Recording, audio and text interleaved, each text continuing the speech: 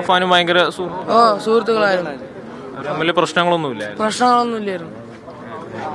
വെള്ളിയാഴ്ച എല്ലാ ദിവസവും പള്ളിയിൽ പോകുന്ന കാക്കാരുടെ കൂടെ തന്നെ. പിന്നെ ഇന്ന് എൻ്റെ കൂടെ ഇരുന്നാണ് പരീക്ഷ എഴുതിയത്.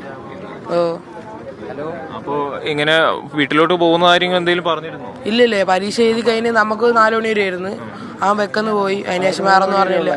3 മണി വരെ ഉണ്ടായിരുന്നുള്ളൂ. അവർ പിന്നെ വെക്കെന്ന് പോയി. പിന്നെ വേറെ എന്തെങ്കിലും അറിഞ്ഞെന്ന് അറിഞ്ഞു. അഫാനാണോ വിളിക്കാൻ വേണ്ടി വന്നത്? അല്ല, കണ്ടില്ല. നമ്മള് എക്സാം ഹാളിലായിരുന്നു. അവർ വെളിയിൽ പോയി. ഈ അഫാന്റെ കൂടെ ഉണ്ടെന്ന് പറഞ്ഞ ഈ പെൺകുട്ടിയെ കുറിച്ച് എന്തെങ്കിലും അറിയാമോ? അതിനെപ്പറ്റി നമ്മൾ അറിഞ്ഞിട്ട് പോലും ഇല്ല. അങ്ങനെ ഒരു പെണ്ണിന്റെ അവസാനം അങ്ങനത്തെ കാര്യങ്ങളൊന്നും സംസാരിച്ചിട്ടില്ല. ഇല്ല. അവസാനമായിട്ട് കളിക്കാൻ വരും. പിന്നെ അങ്ങനെ അവൻ അങ്ങനെ വലുതായിട്ട് മിണ്ടുന്നില്ല. നമ്മളടുത്തുള്ള ഫ്രണ്ട്ഷിപ്പ് അങ്ങനെ സംസാരം മാത്രമേ ഉള്ളൂ. പുറത്തിറങ്ങാം. നമ്മള് വിളിച്ച് കളിക്കാൻ കൊണ്ടുപോകുമ്പോഴത്തേക്കും വരും.